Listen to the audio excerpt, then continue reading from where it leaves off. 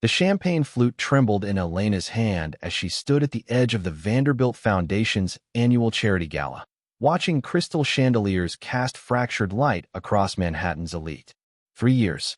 3 years since she'd walked away from her marriage with nothing but a bruised heart and a determination to rebuild herself. Now, she was here, not as Marcus Thornton's wife, but as the event coordinator who'd made this night possible. Breathtaking work, Elena, murmured Victoria Chun, the foundation's president, gliding past in midnight blue silk. The auction raised twice our goal. Elena smiled, but the victory felt hollow. Success tasted different when you had no one to share it with. She'd poured everything into her career after the divorce. Late nights, missed friendships, a string of first dates that never became seconds. The trade-off had seemed worth it until moments like this, when achievement felt like eating alone at a banquet. The ballroom's gilded doors burst open. Marcus strode in like he owned the place, which, technically, his family's company partially funded. His tailored tuxedo couldn't hide the slight dishevelment, the loosened bow tie, the flush of alcohol on his sharp cheekbones. Elena's stomach dropped. She'd specifically ensured his name was off the guest list. There she is. His voice carried across the marble floor, turning heads. My beautiful ex-wife, playing Cinderella. Humiliation burned through her veins. Guests whispered behind jeweled hands. Victoria's expression went from proud to mortified in seconds. Elena's carefully constructed evening, her professional triumph, was crumbling like wedding cake left too long in the sun. Marcus, you need to leave. She kept her voice low, professional, even as her hands shook. Leave? When you've done all this. He gestured wildly at the ice sculptures, the string quartet, the tables draped in cream and gold. You never made this much effort for us. Too busy climbing, weren't you? Too ambitious for a simple life. The familiar accusation stung because they held fragments of truth. She had been ambitious. She had prioritized her emerging career. But he'd wanted a decorative wife, not a partner, and she'd refused to shrink herself to fit his vision. Security moved toward them, but a different figure appeared first.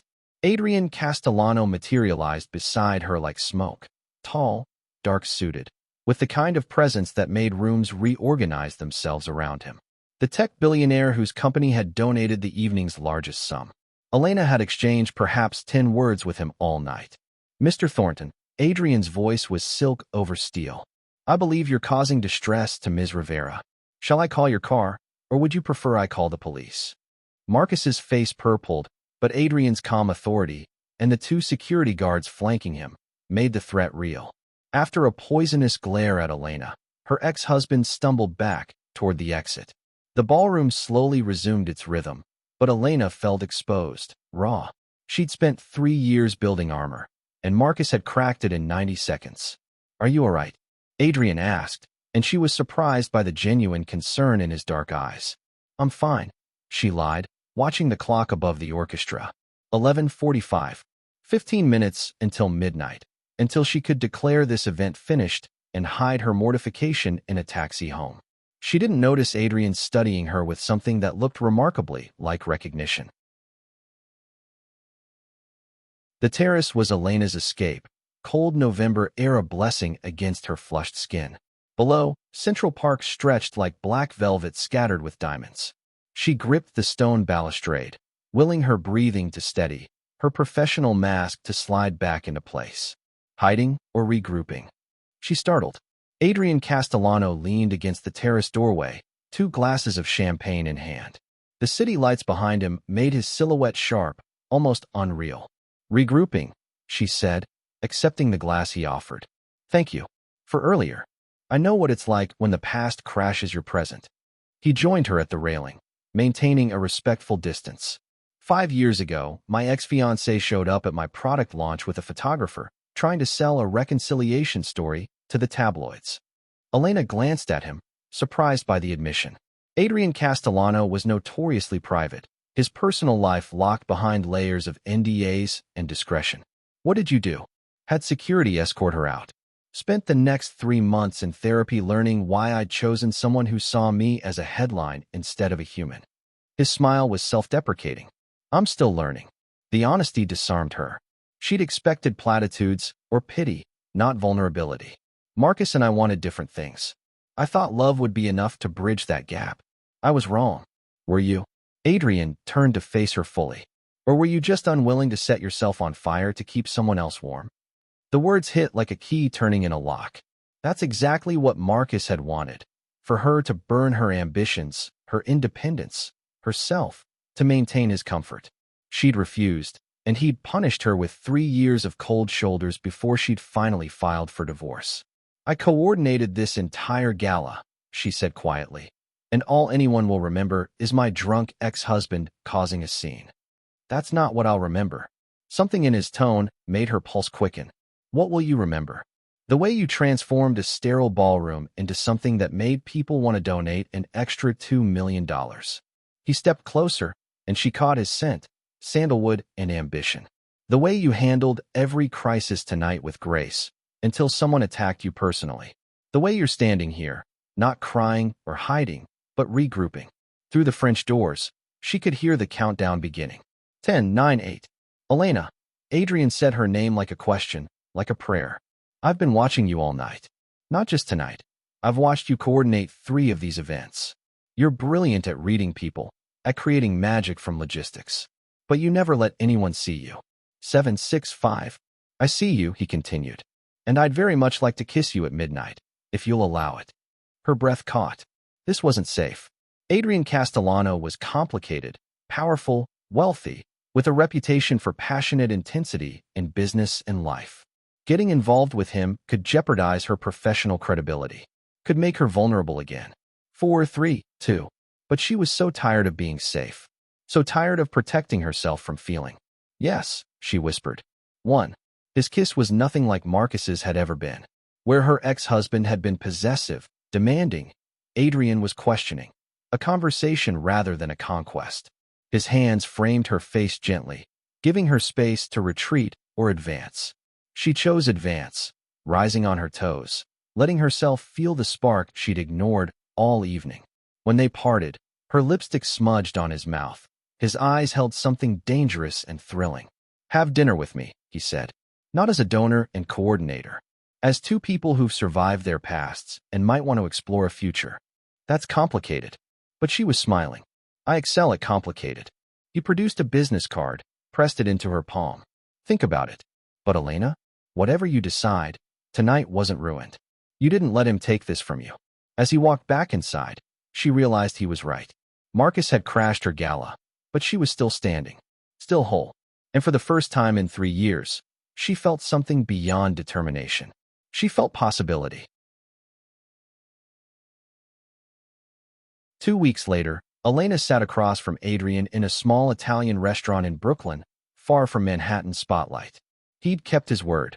This was dinner between 2 people, not a society page photo opportunity. Why me? She asked, twirling pasta she was too nervous to eat. You could date anyone. I could date people who want to date Adrian Castellano, the billionaire, he corrected. You're the first person in years who looked annoyed when I interrupted your work to donate money. She laughed, remembering. You derailed my timeline with the auction staff. And you told me, very politely, that if I wanted to help, I should stop helping. His eyes crinkled with amusement. It was refreshing. Over tiramisu, they shared battle scars. His cutthroat rise from a scholarship student to tech empire. Her immigrant parents' sacrifices that funded her event management degree. They'd both built themselves from determination and desperation. Both carried wounds from people who'd loved their potential more than their person. Marcus called me cold, she admitted, surprised by her own honesty. Said I cared more about success than connection. Did you? She considered. I cared about not disappearing. He wanted a wife who'd arrange his life, not one who had her own. When I chose myself, he made sure I paid for it. Adrian reached across the table, his hand covering hers. Choosing yourself isn't selfish. It's survival. The relationship unfolded in stolen moments. Coffee before dawn, late-night phone calls dissecting their days, a weekend in the Berkshires where they hiked and argued about everything from AI ethics to the best pizza topping. Adrian pushed her to dream beyond coordination, to consider starting her own firm. She challenged him to see beyond profit margins, to remember the scholarship student who'd wanted to change the world. But Marcus wasn't finished. The exposé appeared in a gossip column. Event planner trades up, from marketing executive to billionaire. It painted Elena as calculating, opportunistic, a gold digger who'd leveraged her position at the gala. Marcus's fingerprints were all over it. Anonymous quotes about her ambition, her willingness to do anything to climb. Elena stared at her phone, watching her professional reputation dissolve in real time. Clients were calling, concerned. Victoria Chin's assistant had left 3 voicemails. Adrian appeared at her apartment with takeout and fury. "I'll sue them. I'll buy the publication and fire everyone involved." "No." She was crying now, angry tears she'd held back for weeks. "That proves their point. That I'm using you." "You're not." "I know that." Her voice cracked. "But how do I prove it? How do I convince anyone I'm with you because you make me laugh, because you listen, because you see me as more than what I can provide? How do I prove I'm not what Marcus says I am?" Adrian pulled her close, let her break against his chest.